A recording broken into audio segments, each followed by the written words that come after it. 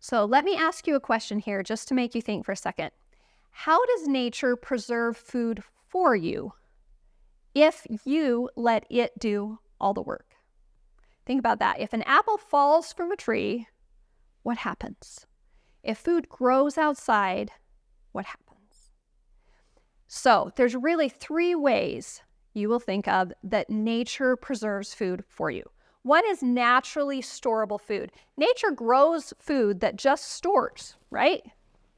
Winter squash, apples, things like that this has been sitting in my basement all winter, right? It grows food that is just naturally storable, which is amazing. Another way that Earth preserves food, if it is just left outside, is it does sun drying, right? These are my sun-dried tomatoes.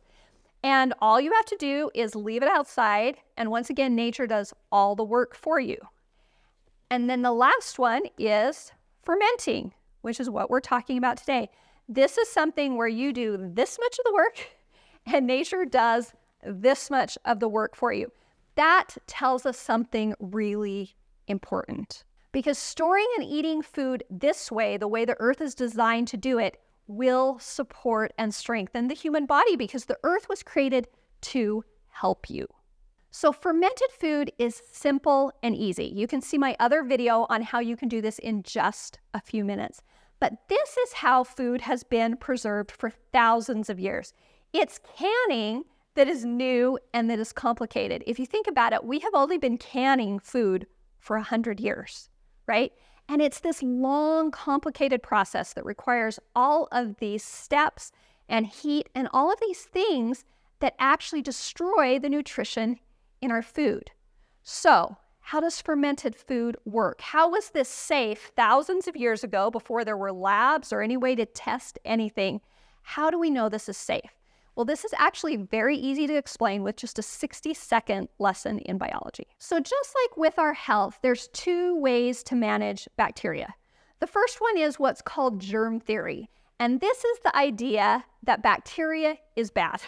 So we should just kill it all, make everything sterile. And this is the mentality behind canning, right? We put food in a jar, we heat process it, and the idea is that if we destroy every germ that's in there, then the food is safe. The problem is that actually creates a vacuum because it destroys all of the good bacteria as well. And so the reason you can still get botulism in your canned food is that dangerous organisms like botulism are opportunistic. They only grow when they can. And so when you can food and you kill everything else, botulism is actually very hard to kill with heat.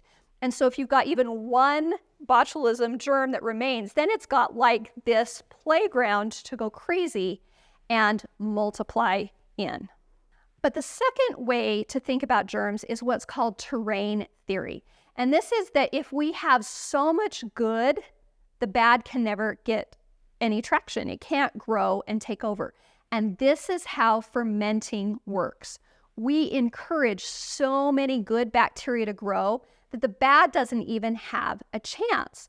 This is actually the opposite of rotten food. Sometimes we hear fermented in our kind of sterile world thinking, and we think that means rotten, but it's actually the opposite of rotten. Rotten food is when bad bacteria has taken over, but fermented food is when good bacteria have taken over. So as an example of how this works, I want you to think about salsa. Okay, if you chop up your tomatoes and your onions and your peppers and you put them in a jar in your fridge, how long does it last? 5 days, 7 days, right? And then you're going to start to get some funky things happening. You're going to get a film on the top. You're going to start to smell some weird things. It's going to go bad, right? Because even in the fridge, the bad bacteria are going to take over and it's going to start to go rotten.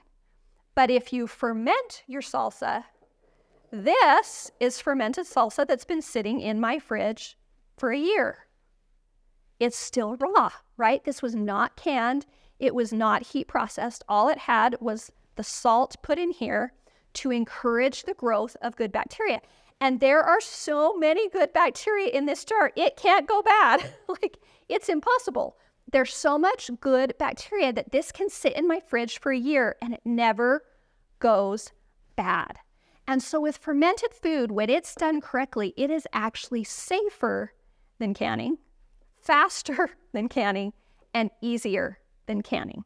So in addition to being easier, fermented food is what your body is begging for. Okay, so I want you to think about like processed food. So these are canned tomatoes, right? This is a processed chip. The food in here is dead because the process that these go through kills 100% of the enzymes that are in your food. And those enzymes are essential to digestion. They are essential to us actually being able to extract the nutrients from our food that we need. And the vitamins, statistically, we know in canned food have plummeted more than 50%.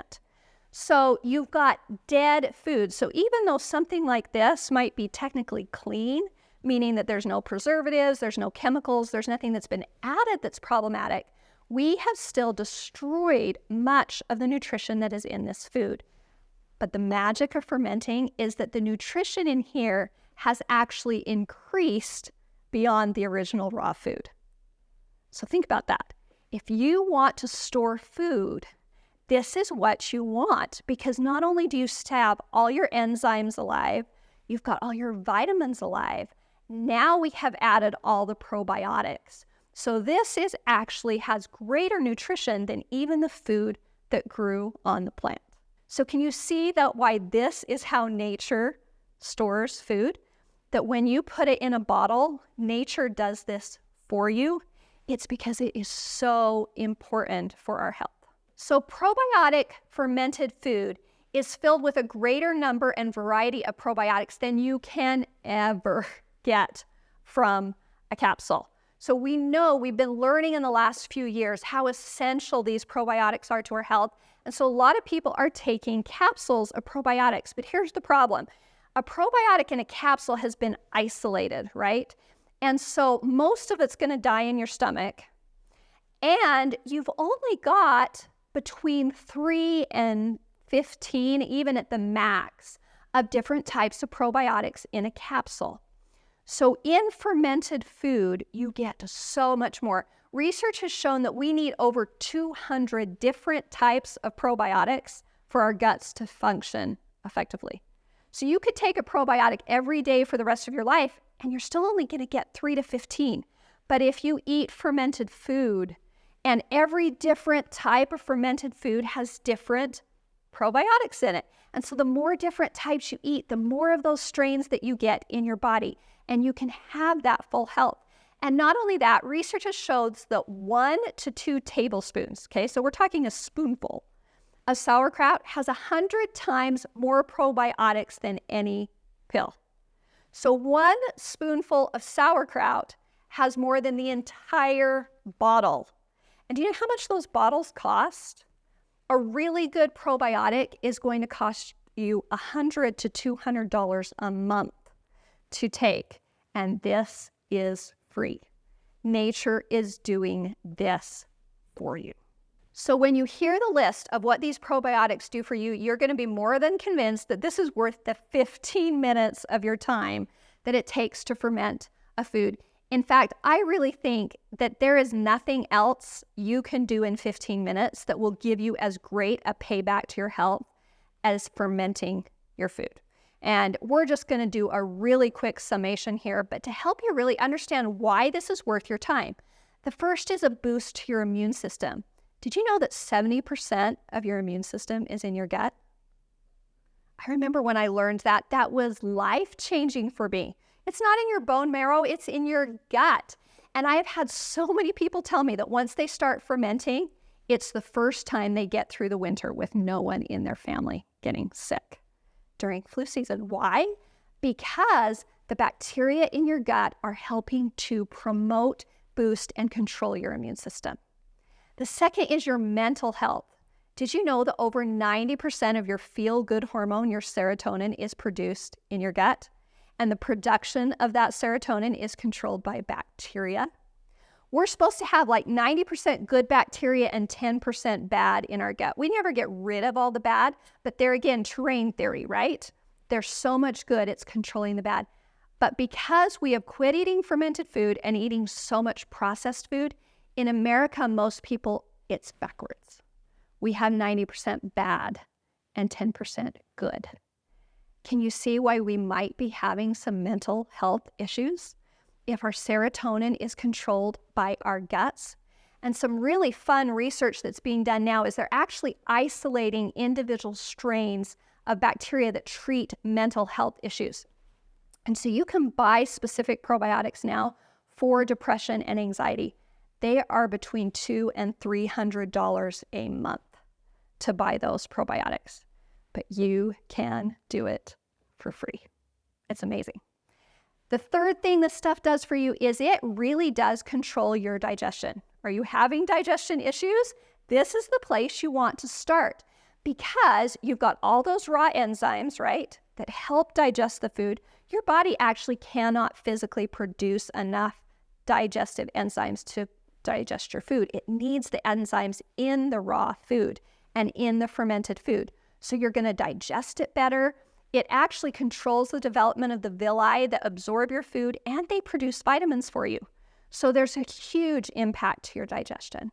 And the last thing this does is it actually provides a protective barrier on your gut. If you're struggling with leaky gut and stuff getting out into your bloodstream that you want probiotics. And if you are lined with all of these good probiotics and you eat something that might have a bad one in, terrain theory takes over and it takes care of it for you and you never get sick. So the reality is that your body needs regular fermented food or your digestive system and your immune system are starving to death. And our culture has taken this out of the food system in the last century, and we are seeing the consequences of that in our health. Now, there is one contraindication to fermented food, and that's for people who have histamine disorders. Fermented food does have a lot of histamine in it. And so for people that actually have immune system disorders where they are sensitive to histamine or producing too much histamine, then they would want to avoid fermented food and get their probiotics another way. But for everyone else, this is what you want. This will give you the raw food you need, the probiotics that you need, and in just a few months, you're going to save hundreds of dollars over either buying your probiotics or even buying your store-bought fermented food. And is it safe? Absolutely. Terrain theory works. If you go to the CDC website, you will see that statistically, there are more cases of foodborne illness from raw and canned food than there are from fermented food. This is statistically very, very safe. So can you see why this is worth the investment of 15 minutes of your time? It really can change your life. It really can change your health. So can you see why this is worth 15 minutes of your time? All you have to do is do a simple jar of fermented food and you can change your health. So make sure to see the next video and I will show you all of my favorite tips and answers to frequently asked questions on fermenting.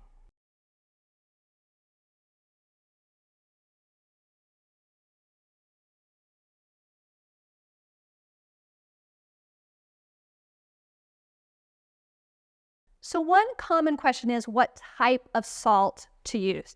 You want to use a multi-mineral salt. So this is salt that came out of the ground with everything that is with salt in the ground. So you notice it's not white, right? Because there's other minerals in here. And that's what you want. Those other minerals that come with the salt are what our body wants, and it's what the bacteria wants too. It's just how nature works. Isolated salt, iodized salt, that's not what you want to put in your ferment. So some examples that you can use are the pink Himalayan salt, the Redmond salt. Any of those multi-mineral salts are great for fermenting. And a tip on buying those, if you go to your health food store, you're going to find these little cute little jars, right, of your pink salt. That is not what you want because when you do fermenting, you go through a lot of salt. So you're going to want to buy it in bulk. So you're going to want to find some place where you can buy a big bag of it or you can buy it by the pound, which is usually either through a bigger grocery store or even online. Even Amazon has pink salt that you can buy. But that's the kind of salt that you want to add in your ferment.